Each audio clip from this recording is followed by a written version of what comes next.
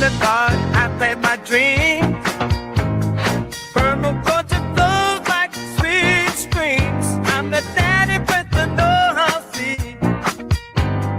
Green the world like it's meant to be. Permaculture, P-I-M-P, I'm the king. Wrapping love in everything. Bringing change, making it last. Welcome to episode 407 of the Permaculture Pimpcast, where PIMP stands for Permaculture is my passion. The only Pimpcast on planet Earth where we discuss permaculture, preparedness, practical living, and sometimes prostitutes. Permaculture, P-I-M-P, with soulful rays. In the P-I-Pimpcast, where we find our place. Oh, good to be here with y'all, and here we are. Man, got a bug in the back of my throat. Here we are on all the platforms once again, even though I told everybody we were no longer going to go ahead and put it on the Pimpcast channel, Permapastors Farm, Williams channel, all the others, because every single time we talk about something that is really, really beneficial to everybody out there, especially when it comes in terms of health, YouTube will either give us a 2-week suspension, take down the video, which, by the way, they took down another one, or they'll just, every single time, they'll at least take 50 more subscribers. They'll just unsubscribe them, every single time we do that. But we got an exception in this case because it is something that most people have no idea what's going on. But before we get into that, remember, this episode is always brought to you by the Sovereign Health Summit. We're going to be kicking that off in October.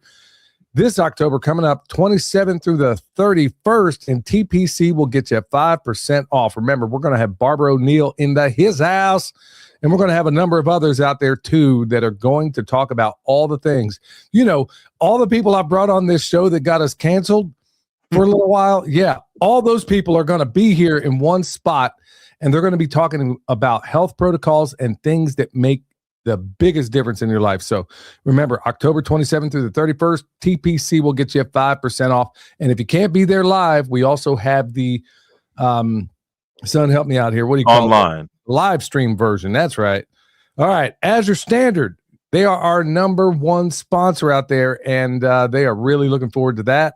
So Azure is going to be out there, but they also cut a deal for us. Food for Health 15 will get you 15% off.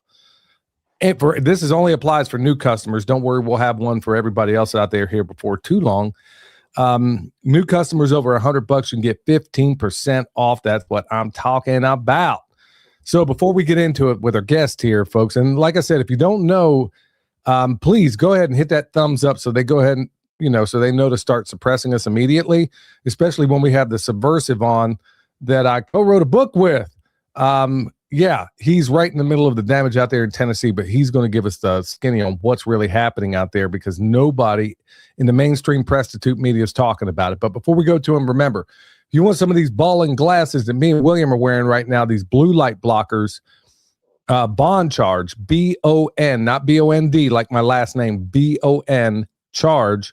You can get 15% off with promo code PERMA. Remember, protect those pearly whites from all that ugly blue light that's out there right now. And also I'm not even looking at blue light, to be honest with y'all, because the screen is already protected.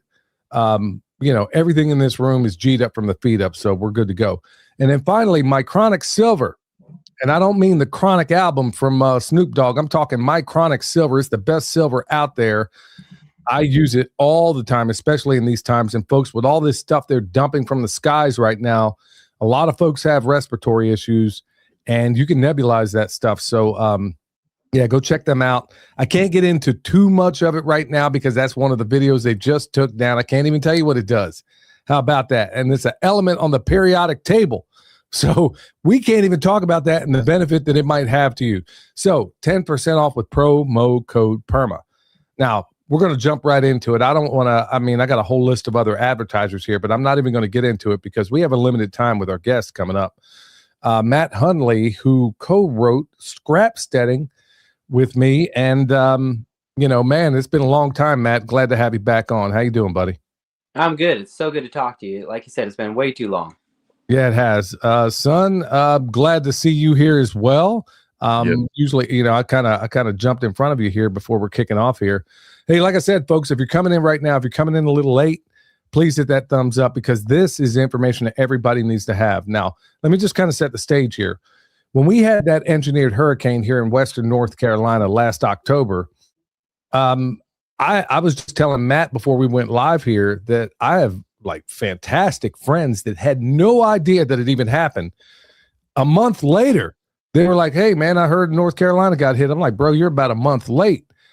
And they had no idea, because the mainstream prostitute media isn't covering it. Now, what they are covering right now, as Matt was talking about a minute ago, is what's happening up in Minnesota. Okay. What they're talking about is maybe this armada that's heading over there to Iran. What they're talking about is everything but we the people. And I hit up Matt, and I couldn't believe, when I looked at my Rolodex, man, I hit up Nicole Sauce, I hit up Matt, I hit up John, I hit up everybody I know out there, another guy named Will, and a bunch of other folks that you people have never heard of before. And all of them, Matt was strangely the first one I hit up. And he gave me a detailed description of what was happening out there. And so I hit everybody else up, and they had exactly the same situation. Now, Matt, right off the bat, bro, why don't you tell everybody, because nobody's covering the devastation out there. I just talked to Dr. Will Spencer a little bit ago, and he just passed through there. He said, dude, it looks like Godzilla walked all over the place. So what's your assessment of what's going on? Mm-hmm. Yeah, so it's probably the most widespread natural disaster I've seen in my time living in Tennessee. I've been here about 10 years. Not an expected one. Around here, you really expect tornadoes, and they're very common, and I've seen plenty of disasters, and I've been on the damage. I've seen the damage, and that's always amazing. But I never expected an ice storm to be. That's not really something I prepped for. I prepped for cold weather a little bit, but I never thought it through. They haven't had anything like that since 1994 in Tennessee. So before my time here, almost before my time in general. And it's not something that people were prepared for at an individual level, and it's not really something that any of the emergency services were prepared for. So essentially what you had happen was this. We were watching the weather come in, and we knew there was going to be a big storm followed by cold weather, those of us that were watching and paying attention to the weather. But we didn't know if it was, we were right on. It was a very strange storm where we kept shifting, and they said, oh, it's going to be 8 inches of snow, which that's no big deal. We can deal with snow. And then, no, it might be ice, might be snow, might be ice. And it just kept shifting around as the storm came closer. And when it hit, what happened is we got a little bit of snow. That first Saturday morning it was fun, typical snow. We went out, we got just 3 inches, perfect amount. Did all the snow things with the kids.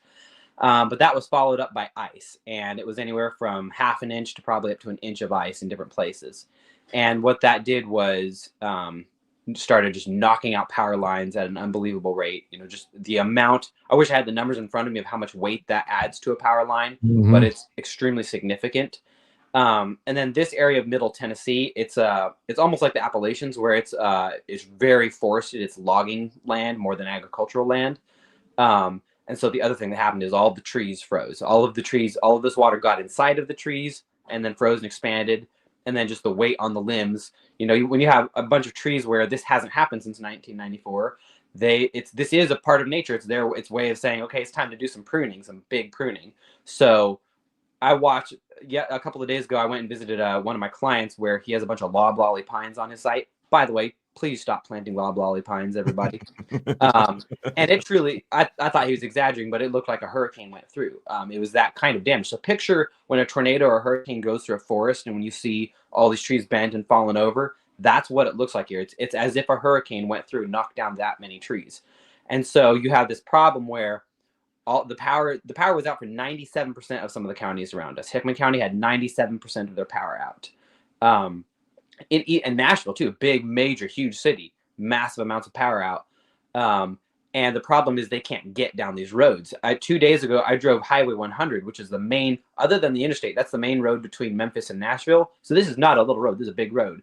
And I thought I was going to die. And this was several days after it. It was the only people that carved out those trees were the locals escaping, who had no power, water, and heat. And so that was several days after the disaster. So they can't even get to the power lines, and that's on a main road. And like I said, this is like the Appalachians. It's not as big of mountains, but it's very hilly and it's very rural, very off-grid. Perry County, where I'm at, is I think one of the second poorest counties in America, and there's no building codes. It's an off-grid haven. A lot of homesteaders out here, but as a result, you have all these people up and down these hollers who have no comms. They can't prioritize them, which I don't fault. It's not the electric company's fault. They're trying to restore. They're just playing the numbers game. They're trying to get power to the main areas. And then what you had following the storm was this sharp drop in temperature where it went down to 0 to 5 degrees. So no power. And then we're coming up on a week now. And in our county, we still have 1/3 of people with no power. And it's been 5-degree nights. It's been 10-degree nights, 9-degree nights, 12-degree nights. We're actually in the warmest day we've had in a while. And so it's truly a disaster because people were unprepared. Most people were unprepared. They had no communications. Cell phones went down. They can't get out. This county is very elderly. Just as a way, like a little anecdote, as a personal example, this street I live on, I bought it from a man in his 80s. And he said growing up that there was about 15 to 20 kids on this street that would all play together. Now us and one other neighbor are the only people with kids. So there's 3 kids here. This county has aged out. All the people went to Nashville for jobs. And so you have tons and tons of elderly people. They weren't watching YouTube, but like, I don't know if it's okay to shout out somebody like Ryan Hall or one of these big YouTubers that do weather. Us millennials and us YouTube people are used to watching people like that. The rest, a lot of these older folks don't watch that. They only have mainstream, cable TV. So they just had no idea what was coming. So they don't have backup heat sources. They're vulnerable. A lot of them are ill. A lot of them probably got jabbed and things like that. And there's also, at the same time, there is a homesteading movement out here, and there are newborns and a lot of people with children and stuff. And so there's just a lot of vulnerable people who don't have power. And we lost somebody in the next county over in Hickman County already. I don't yet know the details if that was from cold exposure or carbon monoxide. I've been in a lot of houses where people are burning outdoor propane burners to keep warm, and you can't even tell them not to because it's like, well, do I want to die of carbon monoxide or freezing? So yeah, it's those disasters. We've had 3 houses burned down already in this county, and my county only has 8,500 people for scale there. So yeah. All these heating devices that are causing fires. People left a burner on and they forgot about it. That kicks back on when the power comes on. Candles falling over, things like that. So it's this perfect storm of fires, car accidents, cold exposure, carbon monoxide, people just being trapped with medical conditions. There was a lady that I heard about secondhand who was on oxygen, and her neighbors had to evacuate her. And that's like the police, the local sheriff and emergency services, that's all they can even deal with is really evacuating people with medical conditions and things like that. They can't help the families or the people that are just cold. So yeah, it's a disaster on a huge scale. Like I said, we still have 1/3 of people without power going on a week now. Good night, son. Let me hit Matt with another question, then you go ahead and fire away as well. Matt, I got to know, this isn't like you have people like Weatherman Plus, and like you said, you mentioned Ryan Hall screaming from the rooftops that this was coming. Even I got to believe even some of the local stations had to tell folks that this was coming. Yeah. What is the role of the local churches out there? We got people burning down. We got people no heat. You were telling me, I think if I read your text right, there was someone trying to heat up a meal with a candle. Yeah. How the local clergy been in all this? Good and bad. So yeah, I've good and bad critiques. So about one day or two, it was the night before. So a day and a half before this all rolled in, when we were all, like I said, like the coverage was pretty strong that this was coming from both local media and the YouTube ones. I was visiting a friend's church, and it was like a Wednesday night service, and the pastor mentioned it. He said, we're going to determine if we have services or not, and y'all stay warm and safe. And that was it. And I was shocked and disappointed, utterly like shattered. The word pastor is used a couple times in the Bible, and the translation of pastor is shepherd. And in the epistles, there are very specific descriptions of the role of elders and deacons and pastors and leadership in the church. And it's not just spiritual leadership. It really talks about allocation of resources to widows and orphans and those who are vulnerable. So it's a primary responsibility of the church. And I was so disappointed to see that church and many churches like it fall through and not really pick up their God-given responsibility. In my view, what that pastor should have done is say, all right, we're not gonna have the service tonight. Now that we're all here in this building on this Wednesday night, we're gonna break into groups. We're gonna talk about who has backup power, who doesn't, who has generators, who has heaters, who has medical conditions, who's on oxygen. Are you all prepared? Are we going to open the doors of our building? Who needs to stay here if this gets bad? And proactively, that's what they should have done. And just thinking about it more in retrospect, every church building, every institutional church should have a room full of some buddy heaters and a generator or two. Also, just for individual emergencies, when one of their parishioners has a house burned down or something, coats and jackets and just the necessities, extra food, things like that. But mostly, I mean, a church as a community, it's a rallying organization point. So the members all collectively do have what they need. So that is a critique that they did not do well. And a lot of churches did not open their doors as warming shelters or anything like that.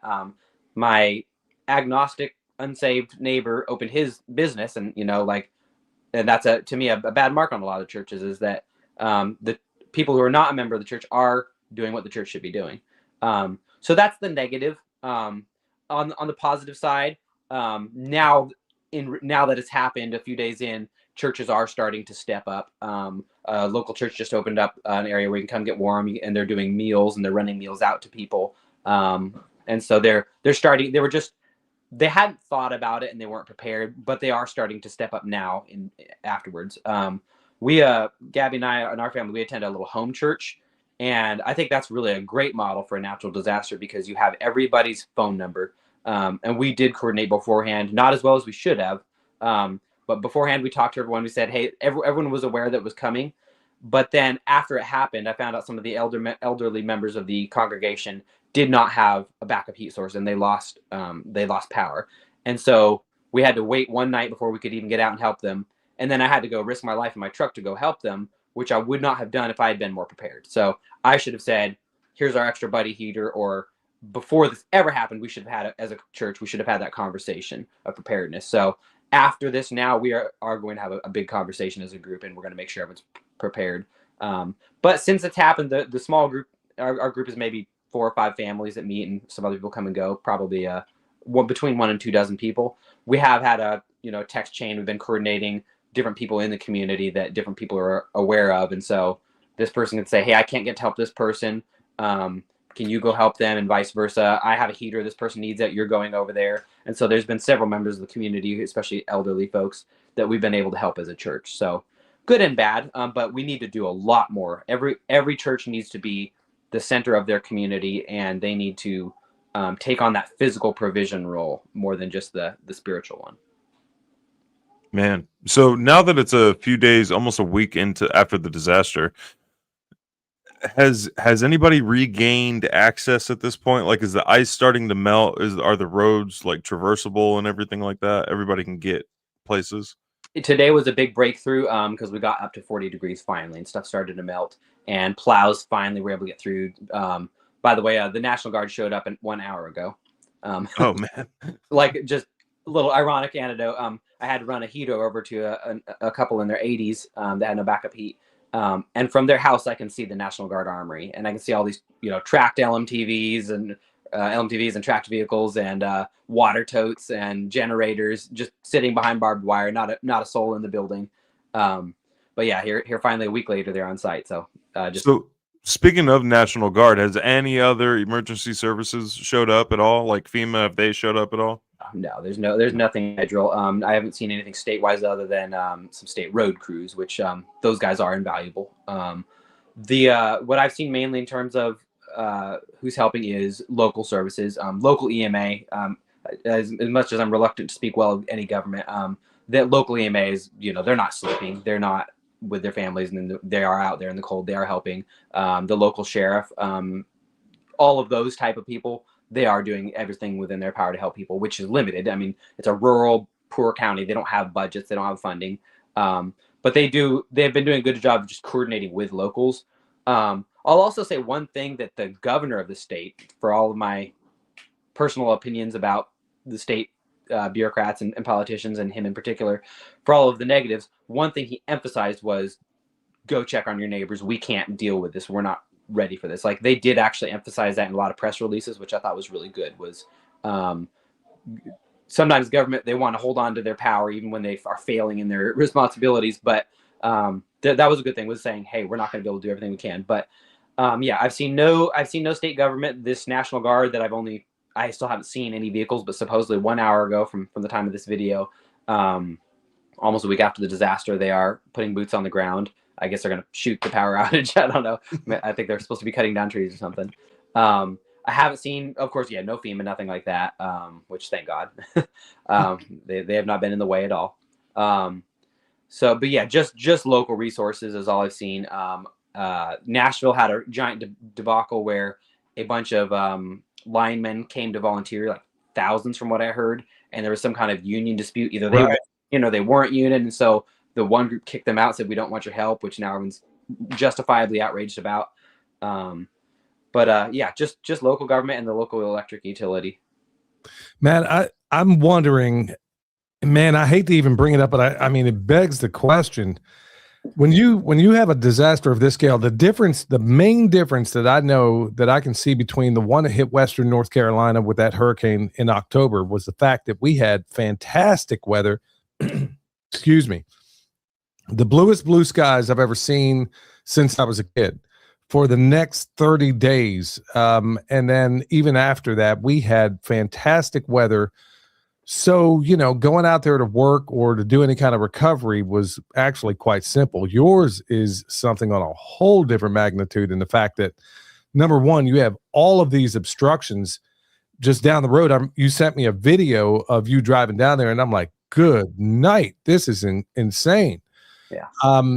But you also add to the fact that, I mean, the weather is unseasonably cold. I mean, have a couple of conversations with Dane Wigington and you'll start asking yourself, why is Tennessee colder than it is in Alaska right now? And nobody's asking those questions, but I digress. The one I got to ask that I don't want to ask, but I have to ask is, what do we know about fatalities so far? Because I'm not believing that right here in North Carolina, and William was boots on the ground out here when this whole thing was going on. I think they're still saying that the numbers are probably maybe 200 people that died in this thing. 286, I think, was the last number. I'm sorry, go ahead. 286 was the last number. Yeah, when we know thousands have actually died. And yeah. I mean, what are y'all thinking is happening out there? Because it's got to be awful. Yeah. So yeah, confirmed, and maybe no fault to those who are counting. They just aren't getting back to the properties where they're going to find the fatalities, just because those are the roads they can't go down. And like, I hate to get gory, but usually you find bodies when things smell and stuff, and that's not going to happen for a while either in those houses without power. Yesterday it was 8 was the number. Today I could be wrong on this. I think I heard 30. I did not check. I meant to check before the video. But I think I heard that number. I know the county next to us had 1. I'm not aware of any yet in this county, but I suspect there will be. Just like some of the people that we've helped, like there's a surprising number. Like this one gal we're helping, she's 83. She's in a wheelchair. She has no family. And so there just happens to, like, the person that told me about her from our church, they only knew her because they have a little health food store, and they only know her because she came in there and had conversations with her. So like, people are so isolated out here, and there's so many people that don't have connections. So I definitely fear for what that number will be, because people like that, without intervention, they're really going to be in trouble. So yeah, I have no idea what the numbers are going to be. But yeah, somewhere it was 8 yesterday. I think it was 30 today statewide. And then yeah, we'll see what this number is like after a week of this. It's going to be very strange, because probably in a few more days, the vast majority will have power. But there are pockets where they say it's going to take 2 to 4 weeks to get power to them. Well, and the worst part about this is that we have, according to Weatherman Plus, we got another one coming in this weekend, and then there's another one after that. Mm-hmm. And he just said it all got worse. Yeah. So this is a disaster in the making. I mean, that nobody's talking about. It is an embarrassment to see what's happening in the media right now, where they're talking about everything that doesn't matter. Okay, yeah, it's a pity that a guy got murdered up there in Minneapolis, But good night, man. We got a whole gang of people out there with you and around you that have no resources. They're already the forgotten kind of people. And, it is just absolutely dreadful. William, let me kick it on back to you. So how widespread is the overall disaster? So we know Perry, you're in Perry County, right? We know Hickman County got hit. We know Davidson, which is or is it Davids for Davidson for Nashville? Like how widespread is this and how many people are overall affected from what you understand from like no power at all? Yeah. So I think yesterday was like 300,000 or something, just I think in Davidson County. These numbers are just kind of what I roughly remember from social media, so there will be inaccuracies. But as far as how widespread is, this is an important prepping lesson. Is a lot of areas receive the exact same weather, but don't have the same problems, and the reason is geography and topography. This is a good reason to do an area study and really think these things through. I had not thought these things through, so I have one county next to me where it's just down the road from us, and they got the same ice we did. And that whole county, they have 3 houses now without power, and they're a much larger county than us. And we saw 3,000 houses without power. The only difference is that's flat, low-lying farmland. This is hilly logging land. Trees made all the difference. It was that. So something to think about as you're pondering through your preparations for different natural disasters are: what is my geography and the things that grow here, the buildings and facilities and energy sources around here, what is that going to do? So it's widespread through this whole swath of the state, through Middle Tennessee, but county by county it's very different because our topography is really weird here in Tennessee. I can drive like an hour and I'm down in the Delta, and it's just flat Mississippi Delta. Totally different world down there than we're up on the Highland Rim. There's a circle of hills, almost mountains, that surround Nashville, which is a big valley and basin in the bottom. So Nashville has their own climate. We've got our own climate, our own problems. And then the area surrounding us, there's all these flatter areas around us, and then it becomes the Appalachian Mountains. But it's very widespread. Hundreds of thousands of people have been without power. I don't know what the number is today, but it's probably still in the, if our ratio is representative, then it's going to probably be like a third of a lot of these counties. And I have seen stories coming out of Nashville where, they have, same here, they have a lot of vulnerable populations up there, and it's not quite as bad because if you can walk out, you can get to a store from anywhere in the city, I'm sure, where there's going to be supplies. But in a way, they're in those cities, like this elderly lady I mentioned, we went and found her, but we found footsteps going up to her door because her neighbors did go check on her. I doubt that's happening to the same degree in cities. People in these rural areas know they have to check on their neighbors because they are everyone out here knows that we are it, that there is no emergency services in a lot of cases, and in the city people don't have that expectation. But probably in Nashville they're just as overwhelmed there. Like this is the South. We're not prepared for cold weather events like this. Yeah, I spoke to a number of people that actually live in Nashville, and they were without power, and one of them, I probably shouldn't say their names, but they're pretty well known, especially in the social media space. And they were saying, man, it is a complete mess. Like 50% of the people didn't have any power. And in this kind of weather, and like you said, in the country, man, like you said, we're the last line of defense. We don't have a net, with the government, surrounding us. So, it's kind of up to you. Mm-hmm. Matt, before I get back into it, I want to know that, are there any efforts going on, or is there someplace folks can donate to where, I know we're going to donate. Where can we send our money for anybody that's out there listening to this? We'll make sure this thing goes up tonight for all those that may be so inclined, but we had help falling over itself. We had too much help to a certain point here in Western North Carolina, but you guys are getting zero coverage from what I can tell, man. Where can people go to help? Because I know that, there's, like you said, it's one of the poorest counties in the country. So what can we do to help?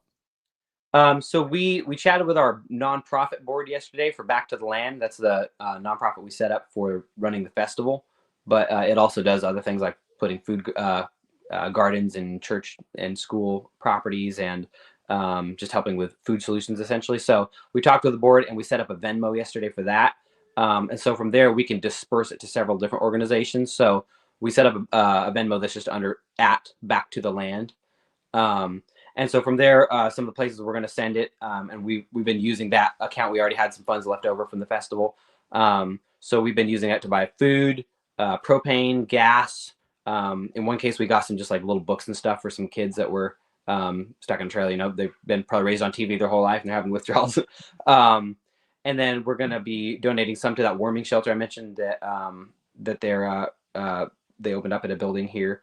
And then we're just going to see where the needs are. And so any funding we have from that, we're just going to get out as fast as we can. Our goal right now will be to, oh, and another thing we'll probably help with is some of the people that lost everything in fires.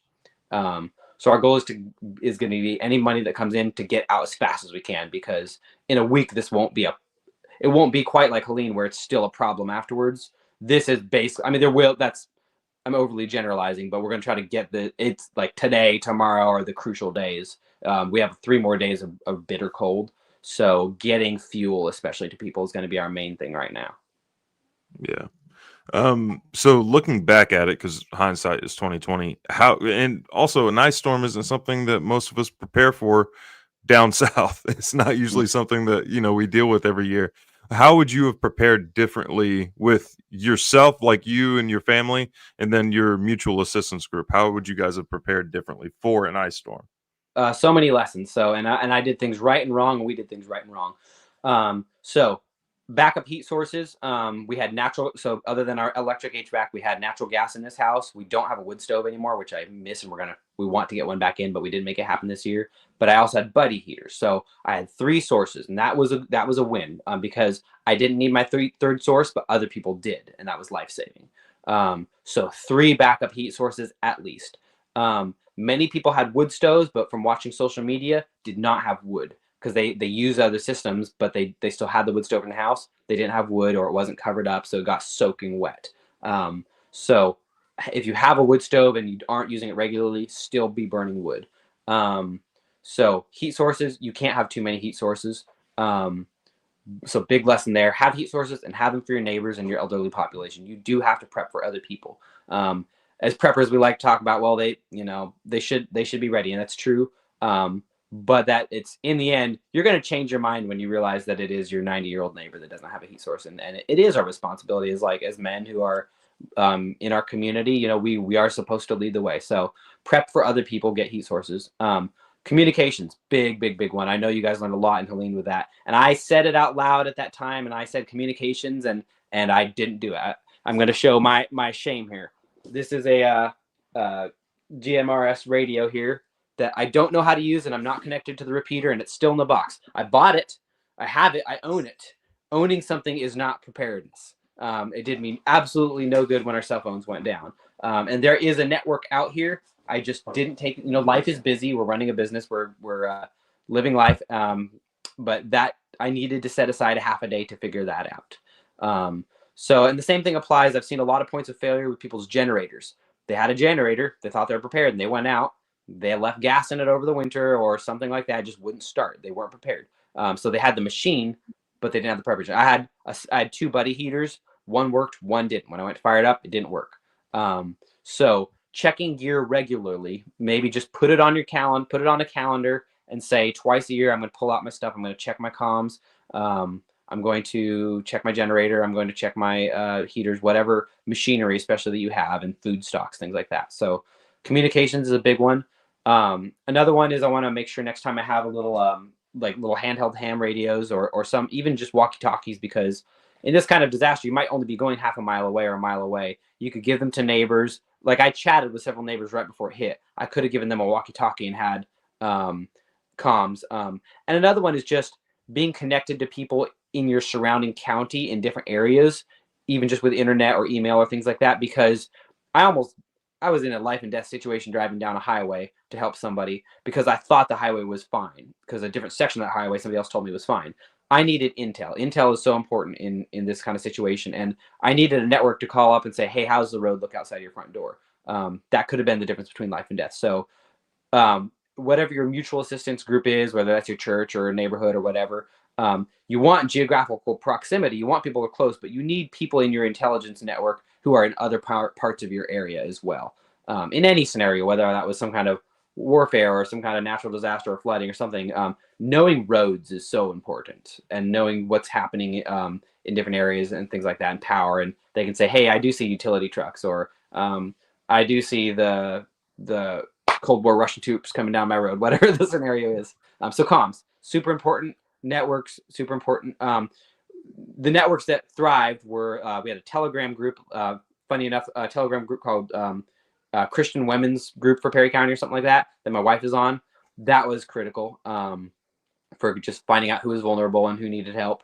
Facebook groups for that's the scent. Like, I don't like Facebook, but it is the beast that exists for communication with a lot of the community, and that's where people are posting their needs and saying, and that's also where our local hardware store is saying, hey, we finally got our propane truck in. So you can't have, like, even if you don't like the social media, having just a dummy account where you can go access this and like your local community groups, your concerned citizens of whatever county or what's happening, Perry County, whatever that your group name is, beyond those community groups, that's huge. And then, forming your own networks, especially churches should have a communication network. They should have ham radios or something that doesn't rely on the cell phone towers. Our cell phones did go down for a day or two, and they're still spotty. Comms, check your equipment. We did pretty well on food, and we don't have giant pantries full of food, but we just have the typical homesteader pantry. So we were fine on food. We pre-cooked food before this, and that was huge because we were cooking on a little propane burner, and I had to go outside to do it so we didn't get carbon monoxide, and it was bitterly cold while I was cooking. So the ability to just warm something up was huge. Prep more for neighbors. We're running some up to a gal who, she's a gal in her wheelchair, and she can't operate a stove in a good day. And so prep up more for others, have means of carrying hot food around. That's a very important. But yeah, we were okay on food. Water, big point of failure for a lot of people. Water went down. So a lot of people they got this boil water notice, and they say there's bacteria in the tap water. And at the same time, they don't have electricity and they don't have any heat, and they have no means of boiling water. So they're literally having to drink unsafe water. They can't heat snow. They have to drink what comes out of the tap. A lot of people's water froze. A lot of people's wells, of course, went down when the power went down. So I checked a store today, just kind of to do a check of, okay, what's gone in an emergency. And water, there wasn't even a bottle of water on the shelves. So whatever water source you have, it's just like heat sources. You need more water sources. You can have a well, and you can even have solar panels. A lot of solar panels got covered in ice. A lot of systems broke down. Just electronic components broke down. Ice got in stuff and froze, and people that thought they were prepared weren't. So I've often been a little bit too proud in saying, like, oh, I don't need to do the prepper thing of having cases of water and jugs of water. I've got a well, I've got a spring. Well, good luck getting to the spring under ice that thick, and if the well's down and the tap water's down, you still need some jugs of water. And that actually, the jugs we did have were critical when we got the boil water notice, just for convenience, just to be able to wash dishes without having to boil water for every dish. We have toddlers, we generate a lot of dishes. One or two more things. Good prep is disposable dishes. I don't like you eating off of plastic and paper normally and things like that. But boy, when you can't do dishes and we can't access any trash services or anything like that, paper plates and plastic cutlery and things like that, my goodness, those little convenience matters more than you think in a disaster. It's a morale issue and it's a time issue. Having some of these things that we did right allows us to have the time to go help other people because we're not dealing with our own crises. So I think those are the main ones. And then before a natural disaster hits that you see coming, don't assume that everyone in your group or community knows. I just assumed. I thought the people who are very intelligent that I know, like I know people who they've been through communist revolutions in third world countries. And they're older people who are they're business owners, like people who are very smart. I really thought they would be prepared. They were utterly unprepared and had nothing. So don't presume that your community or your family is prepared. It's way easier to help them a few days before and say, hey, you got to go get this. You got to go get a generator of propane while you still can. Matt, how much of what's going on right now do you think, excuse me, is a function of, I guess the only thing I can say is apathy, because you know what, that storm that you guys had, it could have easily hit us. And what I did notice is that right after the hurricane, right after the hurricane here, everybody was like, oh, freaking out. And then the second the power went back on, they went right back into the matrix. and they did absolutely positively nothing. I really got a couple of questions here. Maybe I'll break it down in two parts. Number one, you were talking about leveraging social media like Facebook and some of the other things, but there was so much disinformation going on around here. There were people actually getting off on putting out bad information, and it probably killed some people. I mean, seriously, there are people that actually get off on putting out bad information.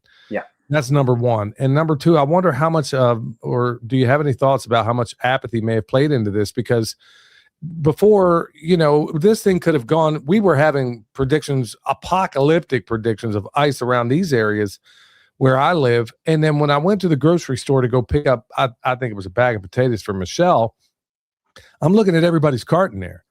And the things that they were prepping with blew my mind. All I saw was soda, cigarettes, and toilet paper. They prep like they live. Yeah. I'm like, okay, man, maybe you want to get some stable items here. I understand not everybody's going to take this, or they don't live to the extent that we do, or have, a giant pantry of freeze-dried stuff just in case something like this happens. But I'm wondering, was disinformation a problem in some of the recovery efforts, and also apathy? What roles do you think that plays in the I would say apathy more than disinformation. There wasn't a tremendous amount of disinformation in this case. I think something about the different nature of this versus the other one. It's a smaller area and a smaller communities that I saw. There was disinformation in the sense that I saw people prior to it being on social media groups saying, "You guys are all overreacting. This is, they always say it's going to be like this," and you're making fun of people who are prepping. So that's, I guess, more apathy than disinformation. But that was a problem, because I think it did make some people feel silly, and it's like, yeah, no, you should be going out and buying bread and milk. Like, yeah, panic, go. So there was that element. I haven't seen people saying, hey, this road is open, this road is closed, or this terrible thing is happening. I did see that secondhand in Helena, so I know what you're talking about. I did not see that so much during this. Doesn't mean it didn't happen. It probably happened more in Nashville and places like that. But definitely apathy is a big problem, because like you said, it's like as soon as it's gone, they're going to go right back in. Like, I'm kind of wanting a new generator now. And I know for a fact that in 7 days from now, I can go on Facebook Marketplace or Craigslist, and I'll get some really cheap brand new generators. It'll be like, buying treadmills 3 months after January, after everyone's made their resolution. There you go. They buy them and they get rid of them and get pennies on, they were selling them for a $500 generator was selling for $1,000 a few days ago. That's going to be selling for $250 now. Because they will immediately forget. Most people will forget the lessons learned, which is very sad. But they're just, there's still, even after some people, there will be some changed minds, I think. But what I have seen in other instances is people are so comfortable in that matrix. It's a safe, comfortable bubble, and they're quick to forget the trauma of the natural disaster. They don't, it's an unpleasant memory. And so I think it's a broader problem. People, instead of dealing with problems and trauma in their life, they go to whatever their addiction or their escapism is. And so they're just going to go to that, and they're going to forget. And so that is why you do what you can. You alert people, especially church groups, places where you can talk and have a say, in family groups, you advocate for it.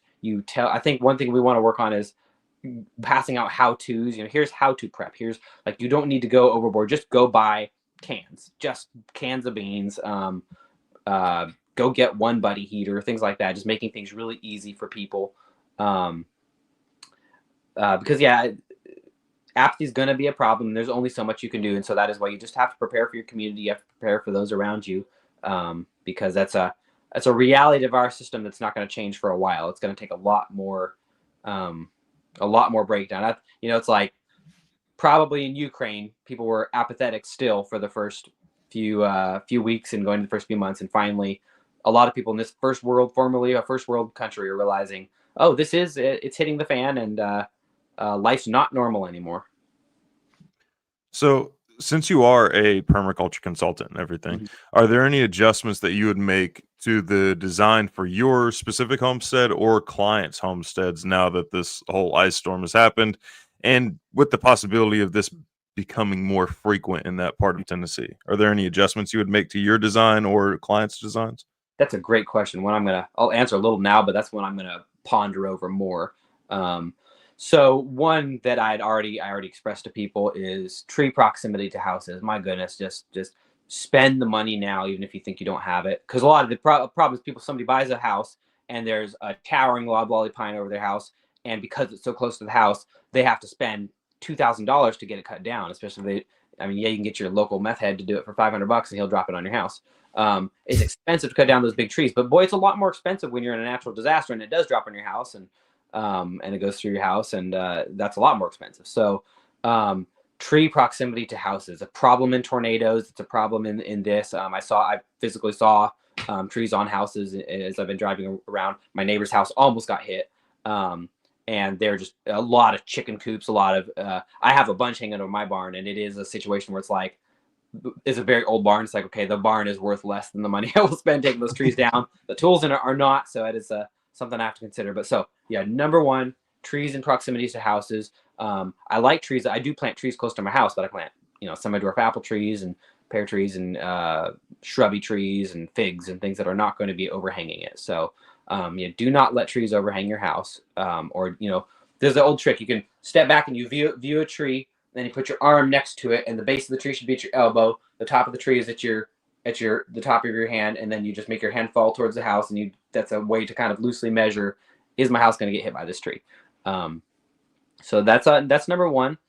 As far as kind of like agricultural things, the one thing I want to do is definitely make sure my greenhouse is more up armored. I had to bring a lot of trees into the house. Gabby gets just a gold star for being a tolerant wife, being a roommate with hundreds of plants. But there's a lot of labor and critical labor. It's like in the run up to that freeze, I had to spend a lot of time getting trees in the house. So better heating systems for my greenhouse or passive heating systems. Really planning for that. Here's a very big one: fences. One of my clients is an ongoing client I work for. We're doing a native forest restoration project, and it's the one I mentioned that had a lot of loblolly pines on it, because we did a savanna cut where we cleared most of them, but we left some up to try to kind of be the grandfather trees, to have something old, not just completely clear cut it. And then we built this high tensile fence along it, and so it just dropped trees all over the fence, all over this brand new fence. By the way, high tensile is great because most of it's going to bounce back and recover. But I love trees and pasture. I'm a silvopasture guy. I love trees everywhere. I have struggled to cut down trees, but think about fence lines, because even in normal weather, normal times, when you have a big fence and you're a farmer, you're going to spend a lot of time cutting trees off of fence lines. So starting to maybe rethink where to place trees in conjunction with fences. Smaller trees, maybe more the pollarded and coppiced trees, stuff that's not going to take out a fence like that. That's huge.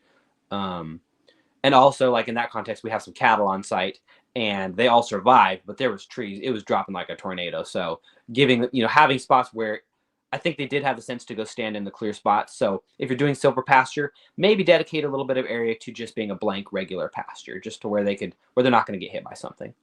So that's some big ones. Wind breaks are helpful. Think about your heating systems and your HVACs and things like that. As far as, there's a lot of things you can do with plants to allow light in, or to block light, to block wind. That's very specific to every situation, but I'll definitely be thinking more about this extreme situation as I plan things like that. And I'm sure I'll think of a dozen more, and I'll be irritated that I didn't think of them right now, but yeah. Yeah, that's crazy how that sort of thing happens, that you have all these wonderful ideas right after this thing happens, even though you think you may have done all the things on the front end.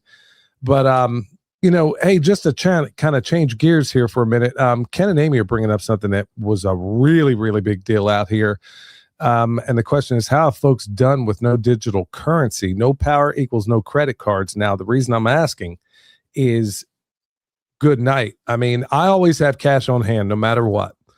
And it blew my mind that in the town I live in, you've been here, Matt. I mean, in the town I live in, there must have been 100 deep going to the one ATM that still had power on it. Yeah. Which was bizarre to me, because I was thinking, okay, what, man, does nobody ever carry cash? And then I realized there must be a relic, because I guess most people do business with a credit card. But That is a really, really solid question, because around here, if you didn't have cash, you weren't getting anything done. Yeah. So yeah, maybe you can address that. So how have folks done with no digital currency? You know, they can't run cards, so no power equals no credit cards. Yeah, so there was definitely an element of that, places where you could only do cash.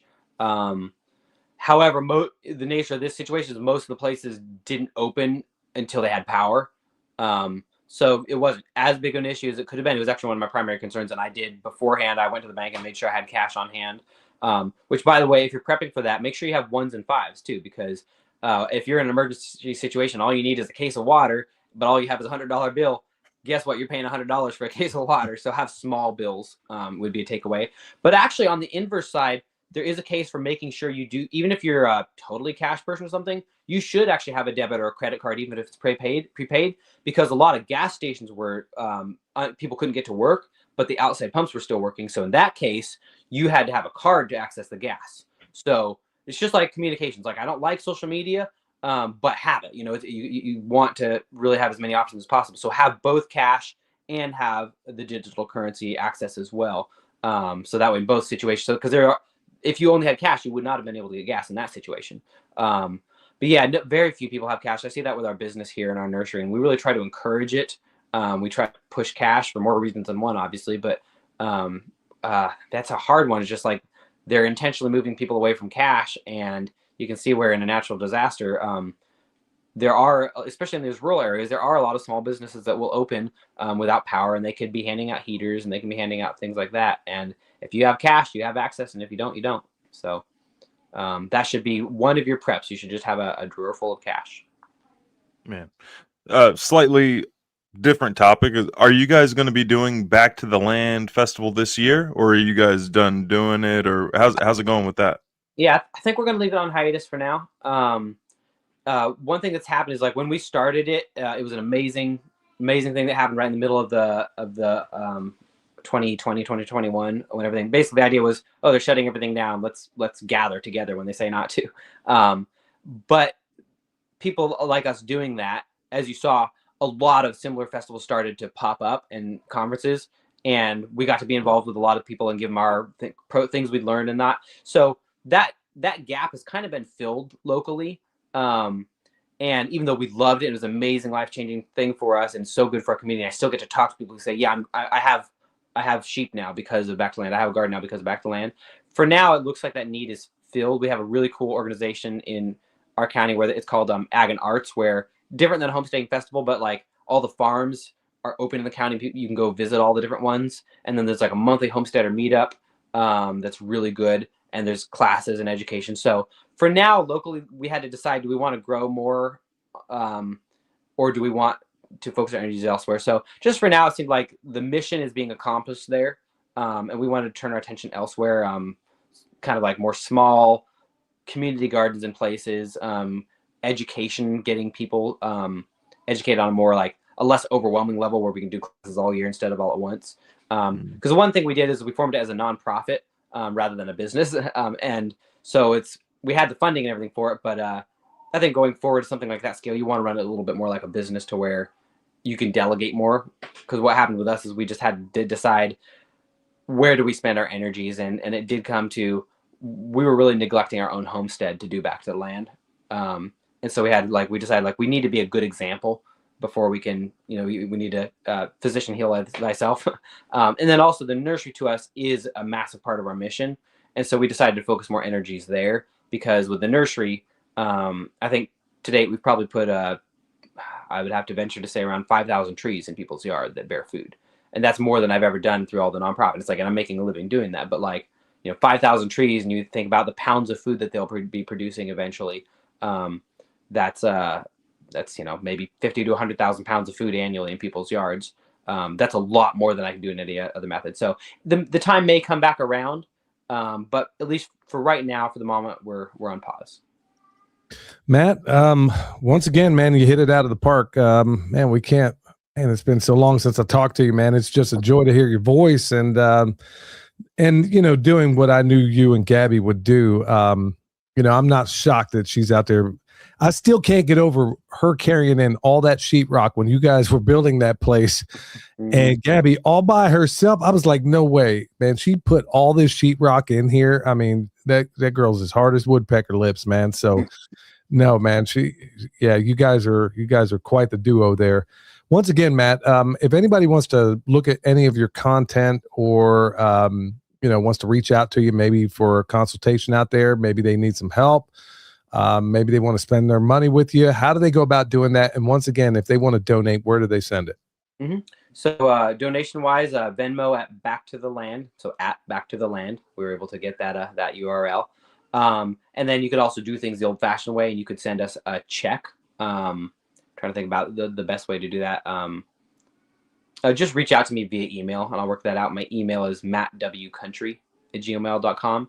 And you can also use that email to reach out about anything about consultations or anything like that. Our website for our homestead design is TennesseeHomesteadDesign.com.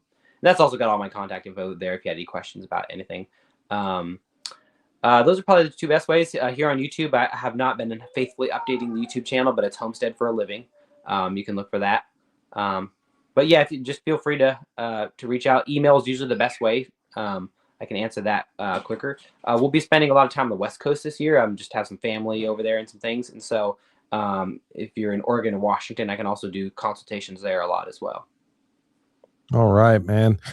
Well, folks, I mean, as you just found out here, there's a whole lot in the media that's going on with this whole storm out there that nobody's talking about. And you're just not going to find a lot of this information in the mainstream. So this is exactly why we had to bring on, Matt to find out what is actually happening, boots on the ground. And basically what we're finding out is exactly what he said here is exactly corroborated by some of the other people that I know in this area. So it's a mess out there. It is. And if you can afford to donate anything at all, please do. All right, y'all. It was a joy to have Matt back on. Go check out our book, Scrapsteading, y'all. Till next time, stay alert. Stay alive. Knowledge rings with roots that run deep. Wisdom from soul and permaculture dreams. Let the ideas unfold. I'm grooving with the truth. Feeling nature's good. Who's got the answers? All we need to do. Listen to the earth, they got us. Let's see the change. Watch the world spin. From the smallest sprout to the harmony begin. In the cycle of life, where the magic's alive. Tune it to the beat, feel the fire and thrive. Go to the